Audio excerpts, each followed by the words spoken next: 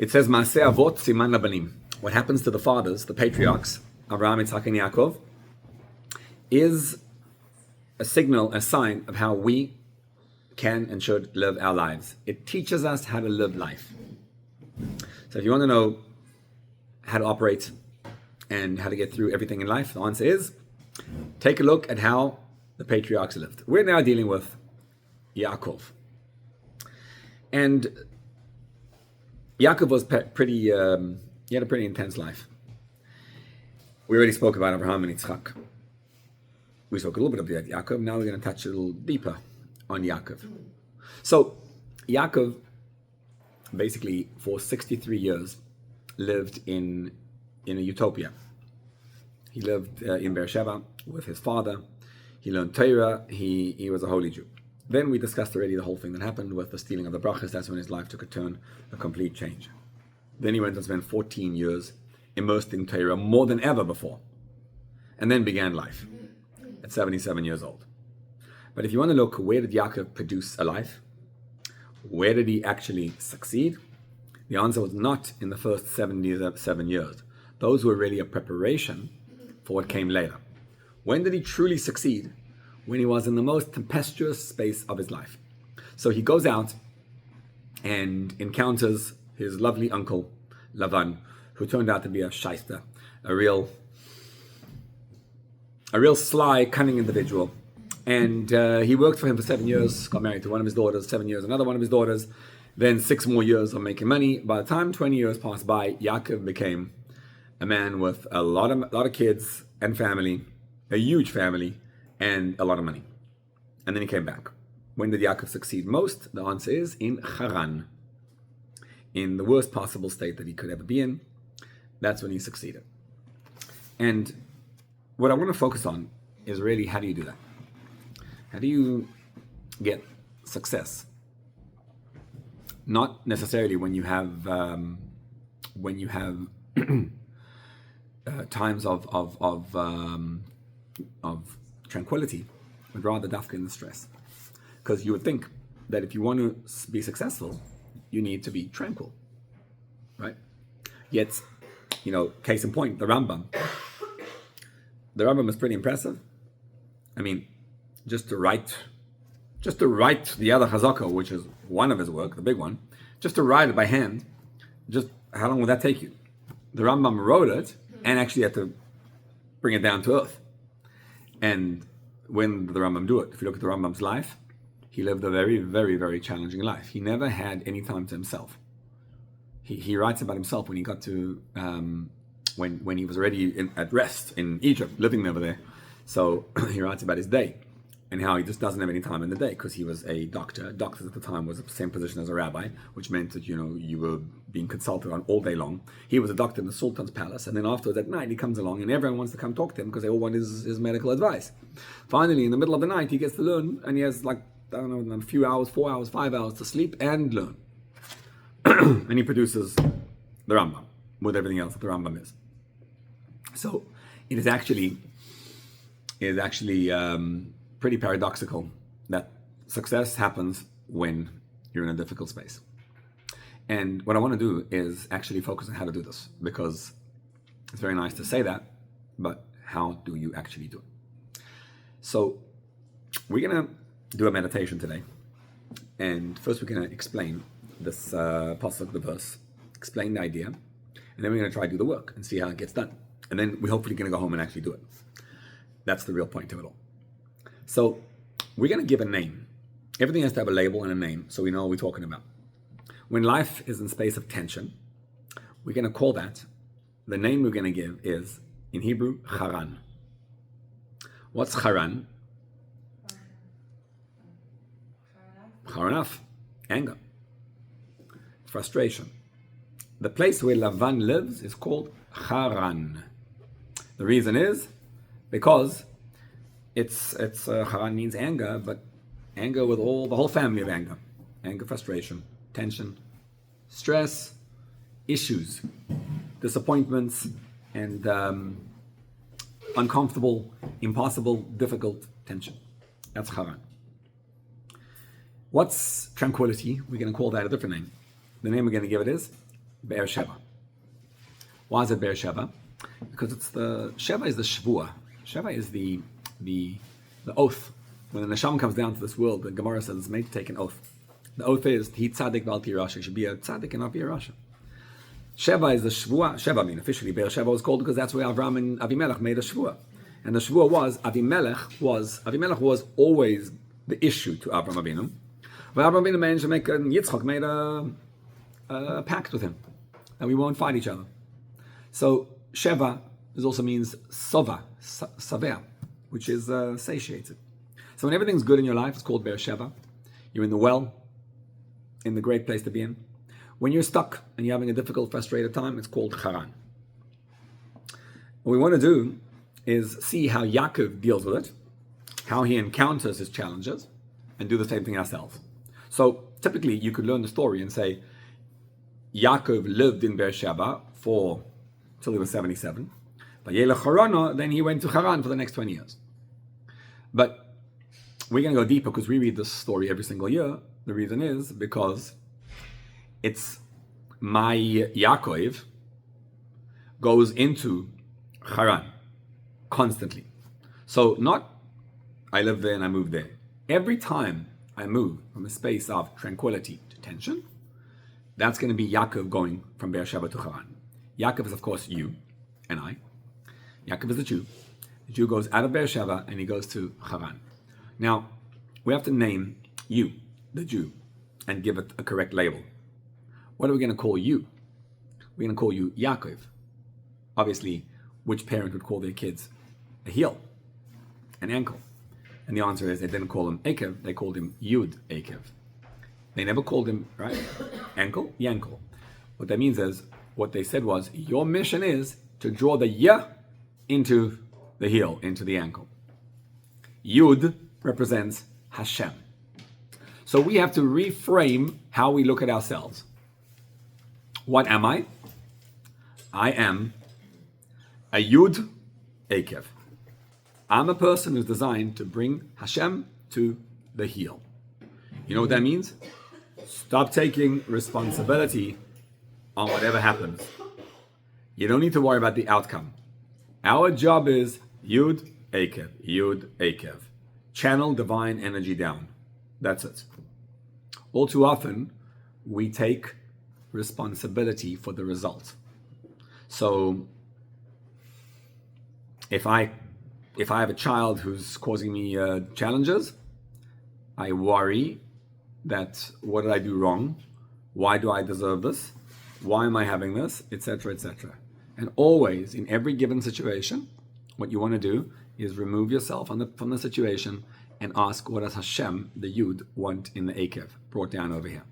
That is probably one of the greatest, it's easy to say, one of the most difficult things to do, but one of the greatest powers that you have if you could do that.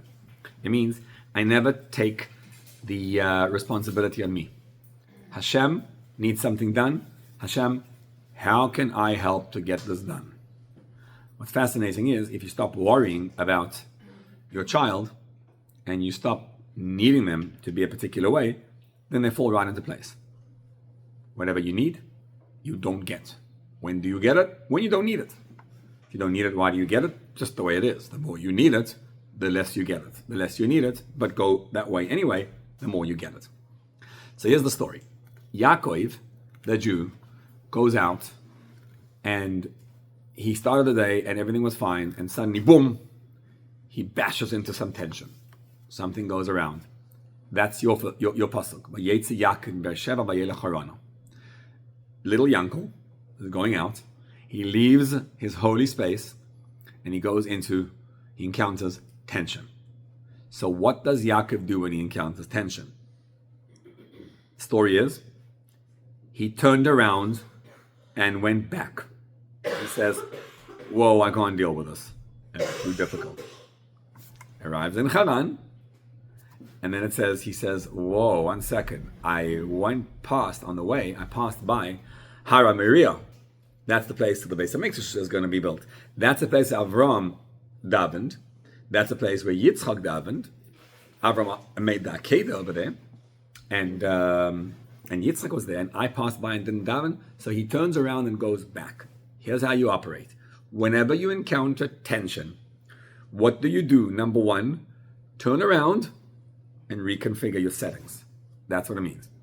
You have to go back into yourself, into your own space. It's counterintuitive because, you would think if Yaakov goes to Haran, meaning if I sent you on a mission to Japan, and you had to go to Japan and live like a Japanese for a few years and do business in Japan, what would be the first order of the day? What? Get to Japan. When you get there, what do? How about learn Japanese, learn the language and the culture, understand how the culture operates. Yaakov, when he arrived to Haran, instead of learning the culture and the language, what does he do? He turns around and he goes and he davens. He goes into a space of communion with Hashem. The reason is, you need protection. What you need is protection. So if you're not going to be protected, you'll never get out. So he turns around and he comes to Haran and he protects himself. So he went to sleep. When he goes to sleep, he takes a bunch of rocks and he puts them under his head. And then they all became one. Why would he put them under his head? The reason is, Rashi tells us, because, remember, he was worried about wild animals attacking him. So he put, and around his head, he put stones. They shouldn't attack him. The rest of him is exposed. So it's a bit of an interesting situation. What on earth does it help you to protect your head, and then they're going to attack your body? No, the body they're not going to attack. Only the head. What does that mean? He put the rocks around his head. The reason is very simple. The wild animals were not outside. If wild animals are outside, you would have to protect your entire body. But the wild animals are actually inside. They're in your head. If your head is protected, the rest of the body is protected. You ever seen wild animals inside your head? You know those guys? That's where they are. He has to protect his head. So I want to go deep into an understanding of what this means. So you walk into tension. He goes to Haran, and he says, I can't take this. I'm a Jew. I get that my mission is to reveal Hashem's energy over here. But now I encounter tension. When you encounter tension, always, the tension tells you that the shir you learned, that thing you learned, that's very nice. This is real stuff. Nothing to do with that. It'll always tell you that it's nothing to do with what you learned. That's what it means, Haran. Haran is a place which is void of connection to God. So what do? You left Beersheba and you arrive in Haran. You're in this Japanese territory, but you're in a tension that you are dealing with right now. What must you do? Turn around, meaning your head has to switch, flip mode. And what does he do? You have to go back and daven. Vayifga b'mokim, vayolen sham. It means you have to sit and marinate. Vayolen sham is to sleep. So the issue with most of the things that we learn is that we learn them, but we don't marinate in them. They don't settle inside our heads. And the work is to allow the message to be internalized and to become real to us. So the things that we learn shouldn't stay things that we learn, and they should actually rise up and become part of who we are. That's the work. That's the avodah. So Yaakov goes to sleep. Now, that sleeping was entering into a space of oneness with Hashem. Vayikach me'avnei hamokim. He takes the stones of the place, and what did he do? He put them all. He put them on his head, and they became one stone. Our work. How do you do the work of connecting to Hashem to overcome the tension? The answer is take a bunch of stones in your life, all the stones, and transform them into one stone. What does that mean? So, stones, there's a sefer called Sefer Yetzirah. Ever heard of Sefer Yetzirah? Sefer Yetzirah is written by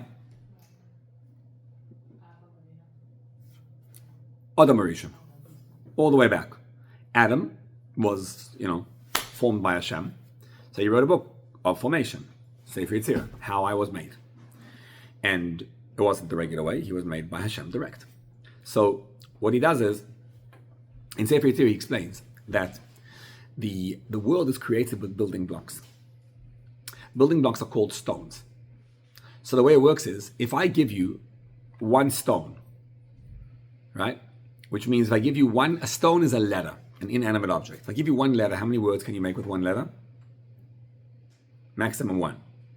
Man. If you have the letter A, you can make the word A, right? In Hebrew, I don't know, whatever. If I give you two stones, how many words can you make? Two letters. Aleph and Beis. How many words can you make with Aleph and Beis? Two. Av and Ba. If I give you three, how many can you make? Aleph, Beis, and Gimel. How many words can you make? The answer is, you can make Aleph, Beis, Gimel, Aleph, Gimel, Beis. Put the Beis in the beginning, Beis, Gimel, Aleph, Beis, Aleph, Gimel. Put the Gimel at the beginning, Gimel, Aleph, Beis, Gimel, Beis, Aleph. In other words, mathematically, 3 times 2 times 1. 6. Look how it grows exponentially. If I give you 4 letters, now you can do Aleph, Beis, Gimel, Dalet. You can create 4 times 3 times 2 times 1 by putting the Aleph, Beis, Gimel, or Dalet first. If I give you 5, the answer is 5 times 4 times 3 times 2 times 1, 120. 6 is 720. 7, start multiplying. By the time you hit 22 letters of the Aleph Beis, it's an incredible amount of creations you can make. And that's all if you use all the letters every time. Of course, the answer is, how many words can letters make? The answer is 22 letters can make. 22 times 21 times 20 times 9 times 8 times 17. All the way times 1. Plus, if I only use 21 letters, 21 times 20 times, plus 20 times. So 22 letters of the Aleph Beis can essentially make, whole creation. Not infinite, but a lot. There's molecules, right? There's molecules which create life.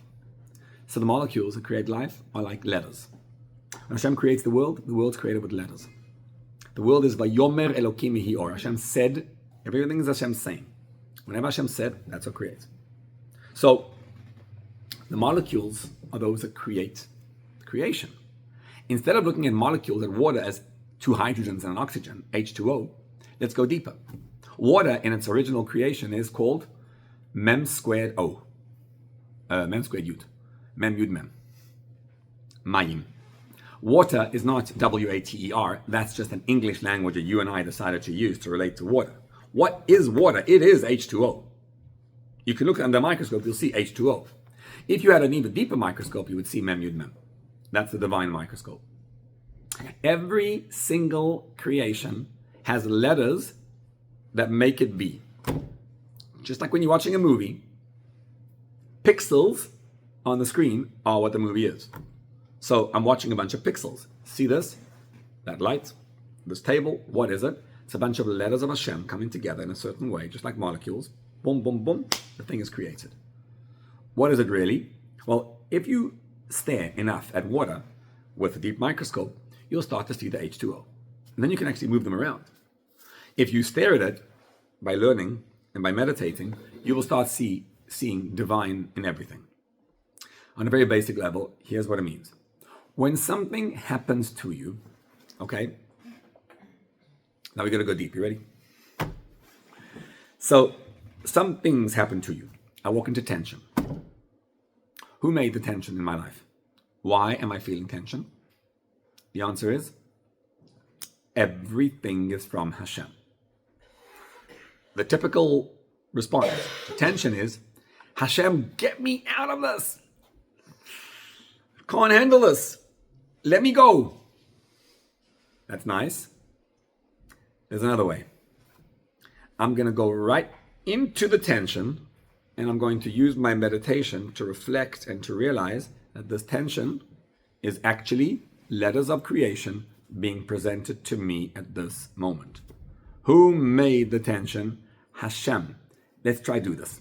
So something happens to me, and it's very simple how this works, right? If you hang around someone who's angry, within 2 seconds, what are you going to feel? Angry. It's amazing. If you watch yourself in the middle just feeling angry, you're like, what? Why am I feeling angry now? The answer is, because you're feeling angry. It's energy, yes. If you walk home, if a guy comes home and his wife is stressed out, she'll without even doing much, she's gonna just like send the stress at him, and he'll walk like so much stress, and then he thinks he's stressed, and he's not. She's stressed. Now, what we're trained to do is try to solve the stress. So you tell her, okay, what are you stressed about? Why are you stressed? Try, what can I do for you? Can I help? Or start a fight, whichever one we do. There's another approach. When you watch the stress, that stress is actually an energy. The Haran energy is an energy that was sent at you now by Hashem. It's a godly, divine energy. So I'm going to sit with it and accept the energy, watching myself, and I'm saying, okay, there's the stress. Now I have to remove myself from the picture. Instead of saying I'm stressed, I look at myself and I'm saying, hello there. Looks like you are feeling stressed. So I remove myself from the stress. I look at myself from outside in, and I notice this is what I have in myself. Okay.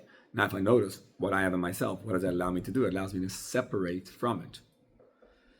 That itself allows you to look at yourself and see, okay, so what are you stressed about? What are you feeling stressed about? And once you identify a certain feeling, you put yourself in control of that feeling. So long as you align yourself with the feeling controls you. The second you're able to separate yourself from the feeling, you are now empowered to control the feeling. So you want to ask yourself, right, is there really a reason to be stressed? It's amazing. Once you remove yourself from the picture, you can actually look at it much easier, and it may take a few minutes to walk away from it. You can look at yourself and say, what's the real issue? What's the problem? Why am I worried about this? We can spend a lifetime trying to run away from an uncomfortable feeling. If I feel like if I do this, I'll be a loser, so my whole life I'm going to be running away from that. What we want to do is march right into it. Here's what you see in the pasuk. The Torah says, "Vayikach me'avnei hamokim vayosem merashayisav." It's the most powerful line when you dissect what this means. Vayikach me'avnei hamakom. Hamakom is Hashem. Why is Hashem called Hamakom? Because hu mekomo shel olam ben olam mekomo. He's the space of the world's not his space. What it means is, you know what the best position you could ever be in to do this work is? You know what the most incredible spot any of this work can be done? Sometimes you say, okay, listen, my life is too much. It's too difficult, and the things that are happening to me are impossible. I can't do this. And I need something else to transpire. So if I were God, I agree, I would make things easier. But Hashem says to you, the place where you're in, the spot that you're on, is the exact best spot. I was talking to a guy the other day, and he's really, really, really struggling. He's got some kids, and he's struggling is not a word.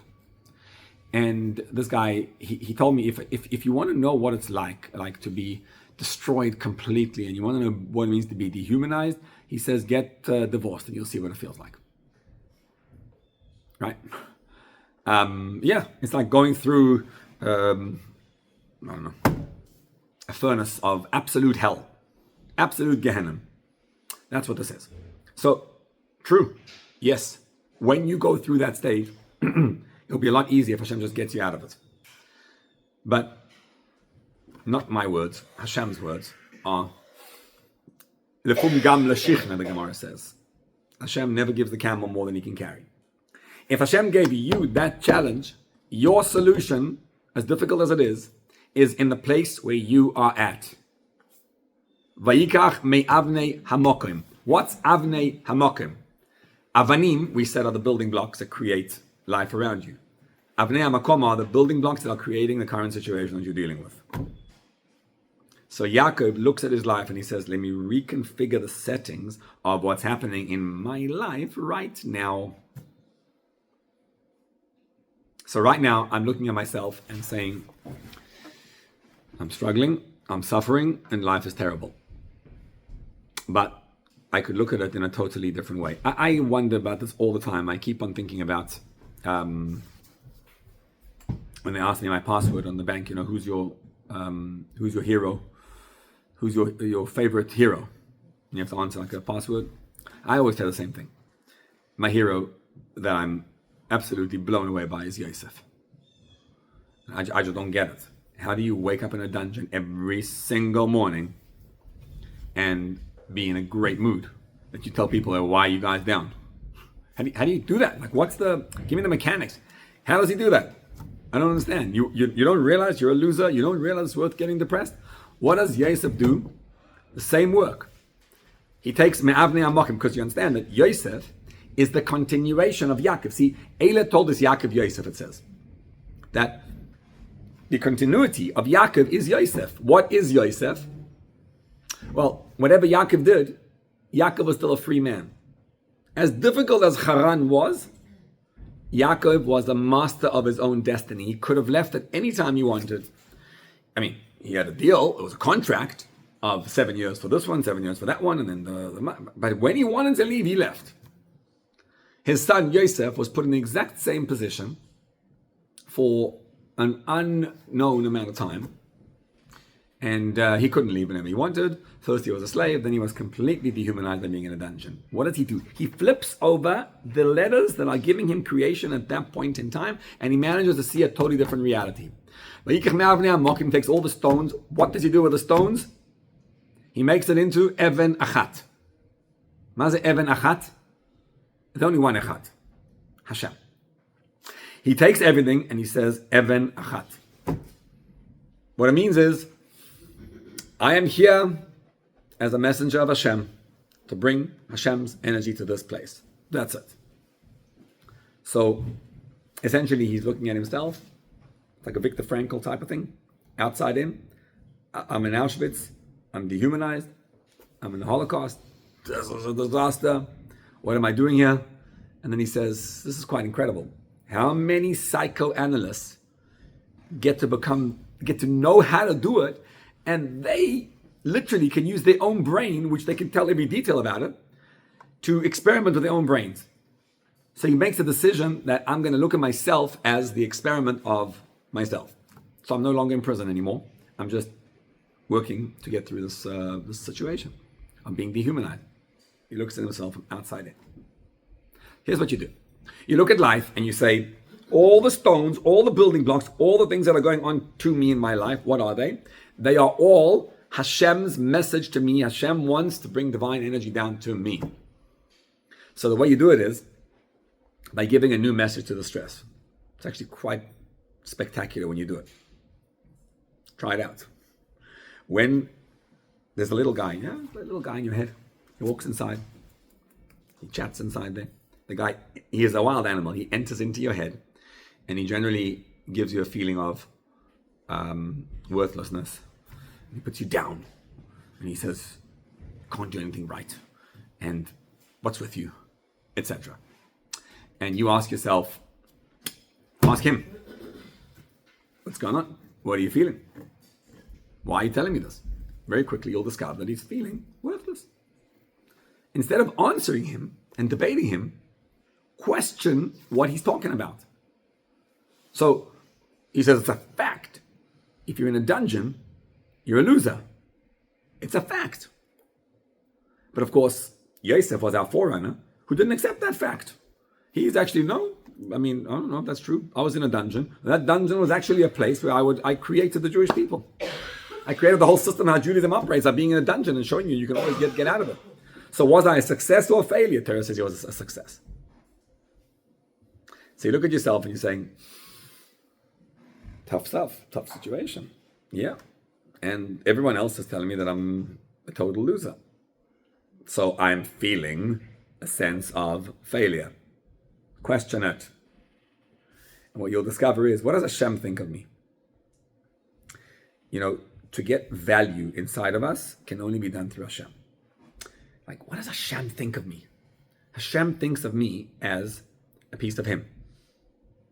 Unbelievable when you try breathe. You ever do the breathing meditation? Sit down and you monitor your breathing.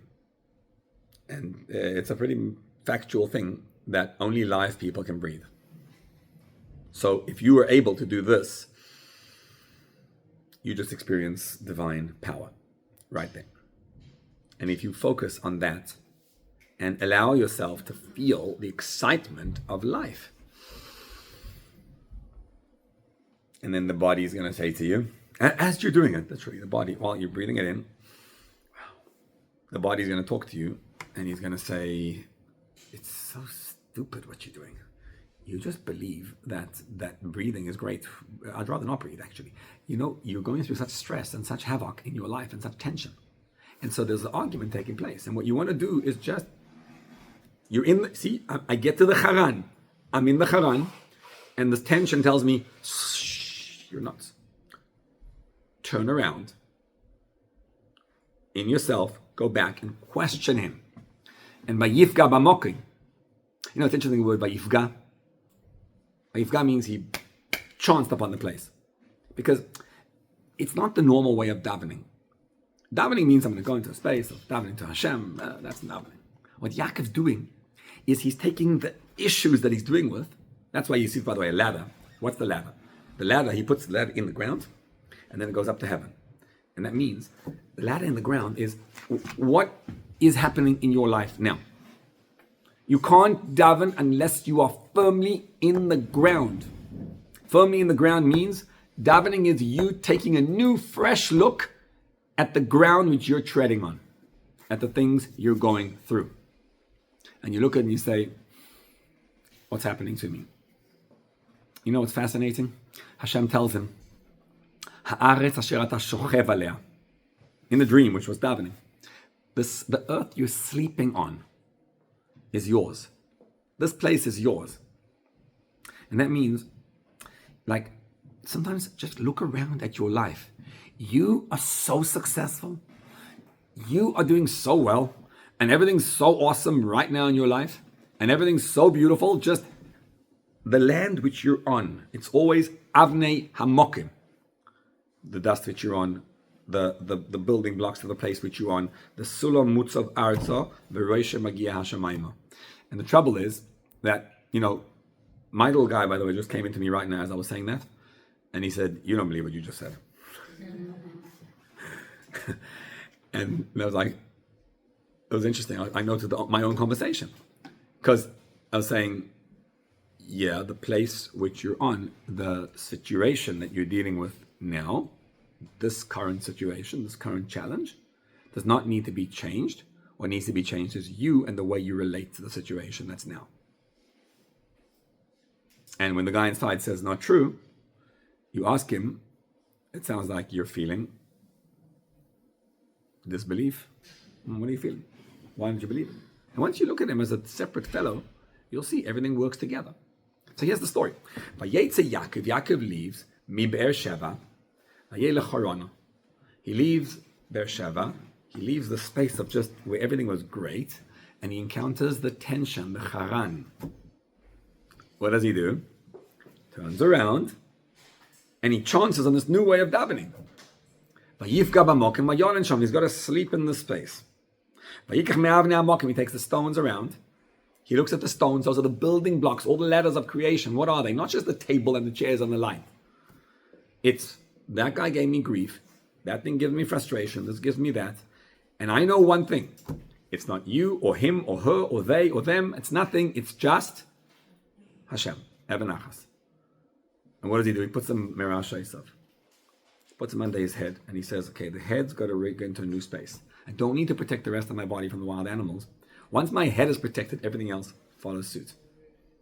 I'm able to work myself into a new way of living. You know, this week someone sent me a beautiful response of the Lubavitcher Rebbe. And it went like this. Rabbi Yitzchak David Groner, Alav Shalom, was Rabbi Groner. There were two Rabbi Groners. I mean, there were more, but Rabbi Groner was the Rebbe's secretary. That's Rabbi Label Groner. He had an older brother. He was the youngest. His older brother was Rabbi Yitzchak David Groner.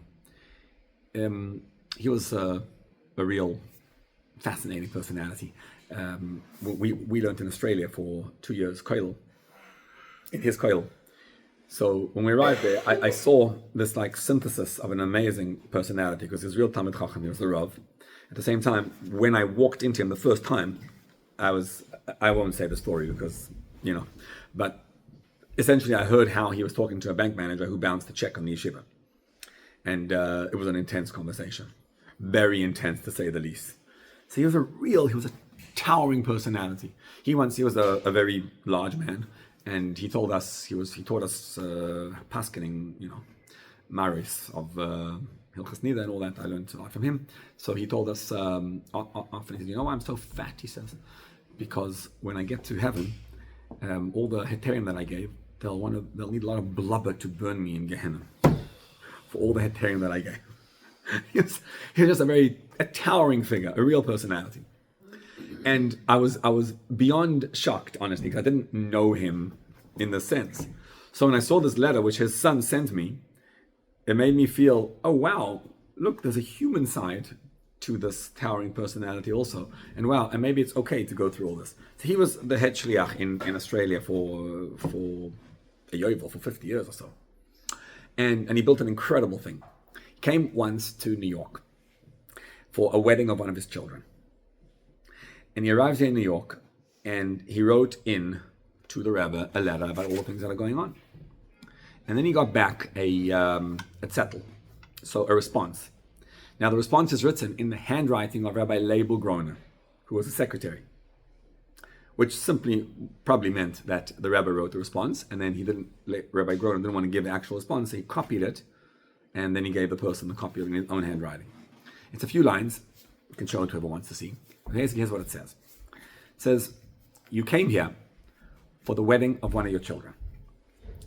A wedding, when a child gets married, this guy sent it to me because, so he said, when your child gets married, that is the greatest simcha a person could ever experience in our world. In fact, samach tesamach is, right, the bracha of samach tesamach is an expression of the greatest joy you could ever have. And you are not able to allow yourself to experience this joy. Instead, you write to me, kotev elai, you write into me, and your letter was full of marash chayra, depression. Everything in your letter was depression. At the very least, what I ask of you is to be able to start the letter by telling me how joyous it is that your child's getting married, and how excited you are about the wedding. And then, yimsor, you should give over the writing to the other part of you, to the marash chayra, to the depression. That's what he tells me. And then he says, derech agav, he says, by the way, I want to know, with all the tens of years of marash chayra, of depression, what exactly have you accomplished with them? That's the letter. I think it's tough love. Real tough love.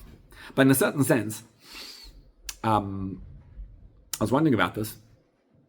I mean, to me, the best part of the letter was, oh my gosh, wow, this towering figure that I knew was essentially struggling with inadequacy. He constantly felt inadequate, and he was constantly pushing himself to do more, to the point that when he comes in to a wedding of his child, he's literally unable to put himself into a position of simcha.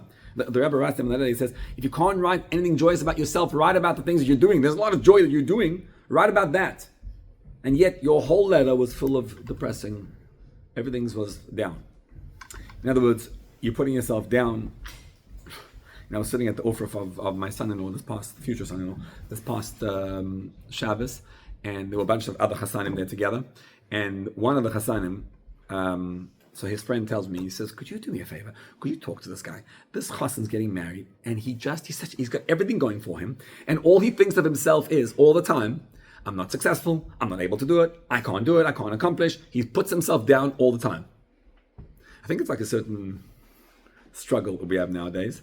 A real deep struggle that we all have. And the work is that when you encounter that struggle, instead of looking for something else to happen, that I need this and that to transpire, it's about noticing the moment. When a kid's getting married, by the way, that's a great time to just really notice there's really a lot of good stuff going on. But sometimes a person's in a dungeon and there's absolutely nothing going on in their lives. When you can separate yourself and look at the Avnei Amokim and say to yourself one simple message.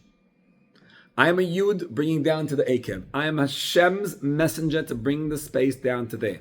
In other words, when your feelings are Haran, do not engage. When you walk into a feeling and you feel, don't engage as much as the Yetzer Hara says to you. What do you mean? You've got to do something about it. Don't. Step back. Separate yourself from the feeling. I feel down. I feel this. Take all the stones and say, that feeling is Hashem, that's Hashem, that's Hashem. If you allow yourself to sit in the space of noticing that Hashem makes everything. It's about being, Eisehu Chacham, Haro'et HaNolad, the Mishnah says. What is a Chacham? One who can see Haro'et HaNolad. What's Haro'et HaNolad? See what? The future. No, the present. Hanolad is that which is being created and born now. Chacham, Chokhmah, is the ability to not see the future, to see that right now, this is happening to me now, is not this, that, not that person doing it to me. It's Hanolad, it's being born, it's being created by Hashem now. Here's the work. When you encounter a Haran, when you encounter an impossible situation in your life, notice the tension, don't engage it, turn around, go back into your own space, into your connection to Hashem. Talk to Hashem and say, Hashem, okay, talk to the fellow who's feeling the tension as a separate being to you and ask him what he's feeling. Okay, you're feeling tense, feeling sad, feeling frustrated, you're hurt, you're feeling hurt, it's hard, yes. And then question him and ask him why he's feeling that way. And in the conversation, you'll discover, it's a deep conversation, it doesn't take a minute. It's a deep conversation with yourself. By the way, you know who's a good person to converse if you ever need to? ChatGPT. Sometimes, if you tell him how to do this, you train him what to do, he's really good. I was trying to talk the other day, he responds accurate. Like he lets you feel your own stuff. Like, wow. And you talk to him and you thought, no, Hashem is in this moment. And this is a divine space. What happens is something fascinating. The word Haran is the same word as Chet Reish Nun. If you flip the letters over, so Chet is a letter that goes like this. You can only see down. That's a Chet. Chet is very closely related to the letter Hey. The difference between the Chet and the Hey is that the Chet can only see down. So something happens to me. If I don't have the ability to be a human being, animals look down. Humans, the way they stand, is we don't fall on our faces. We can see up and down simultaneously. You flip a Chet into a Hey, what do you get? Which word? Hey Reish and Nun spells the word Rina. Rina, joy, happiness. What does that mean? When you're stuck in a position over here, the Chet, you're stuck, you can't see further. If you allow a different perspective into your life, in the moment now, and you start seeing, oh, maybe it's not. I feel down, but Hashem put me in this position. That's opening a little window up there. It's like Chometz and Matzah, the same letters. Chometz is when your ego, you rise, inflates it. Matzah is when you don't rise anymore, because the Hey and the Chet, the same letters. Right? Mem Tzadik and Chet Mem Tzadik are the same letters. So Rina is what you get from Haran. So here's what Yaakov says. He says in his tefillah, he says what's going to happen is V'shavti b'shalom el beit avi v'haya Hashem li Elokim. He says, Hashem, if I return home in peace, then Hashem is my God. What does that mean? If you don't return, he's not your God. He says, Shavti b'shalom el beit avi means my father's Yitzchak. My father taught me the most important lesson in life. He taught me that his name is laughter. This is Yaakov's tefillah. Turns to Hashem and he says, life is awesome. It's actually very, very, very exciting. If you take it too seriously, you're in a Haran. If you realize what Yitzchak says, that everything in life is just Hashem put me in this position. And it's a lot of fun. You know, you ever seen a parrot speak? Is it exciting to watch a parrot speak? Humans speak better or parrots speak better? So why do people watch parrots and not humans? Why do people go to a circus to watch a bear ride a scooter and not watch a human ride a scooter? Because human riding scooter, not interesting. Bear riding scooter, interesting. Parrot speaking is interesting. Angel, not interesting. Struggling human, yes. Yaakov says, oh my gosh, so you mean when I'm struggling and I'm having a difficult time and the Haran, that is me bringing Hashem to this impossible situation. That's awesome. Suddenly he gets excited about it. And he says, V'shavti v'shalom beit avi. If I go back to realizing that Yitzchak, what's Yitzchak? That remember, you stay in one spot, stay where you are, and just change it. And when you have this Jew who's, I'm frustrated, I'm angry, I'm whatever, then you flip it over and suddenly you discover, are you able to be happy in the middle of the stress and the tension? If you are, well, that's the greatest joy to Hashem. And when you do that, V'haya havaya li le'elikim. Hashem and Elikim are two names of Hashem. Elikim is Hashem is in concealment. Hashem is his revelation. He doesn't say they don't believe in God. He says, then Havaya will become my Elikim. See, Hashem put you in this world because Hashem wants to be revealed everywhere. So what did he do? He makes these Haran spaces in our life. And what's the goal of the Haran? That you, Yaakov, should enter the Haran, enter the space, and transform it. What you'll discover is the most fascinating thing in the world. The problem goes away. The problem disappears. I don't know how, I can't scientifically prove this. But as soon as you're joyous, truly joyous, problems go away. Problems are only made when you're constricted and sad. So here's the message for today. The meditation. When you encounter a Haran, don't allow it to dominate you and to rule you. Turn around, take all the stones, all the building blocks of what's going on in your life, start seeing a new perspective in them. And you go back and you turn to Hashem and you daven through your connection to God. And you say, Hashem, I'm going to laugh at myself. I'm going to enjoy the ride. I'm going to see how this is. It's crazy. I'm struggling, I'm suffering, whatever, but it's amazing to see that Hashem could bring himself to this person who's just in a wacky situation. And then you start seeing Hashem. Vaya Hashem li le'elokim. Hashem is in every moment of my life. And then the arena, the joy, is not just inside me. The joy will express itself on the outside too when we do our work. So there we have our meditation for the day cut out for us.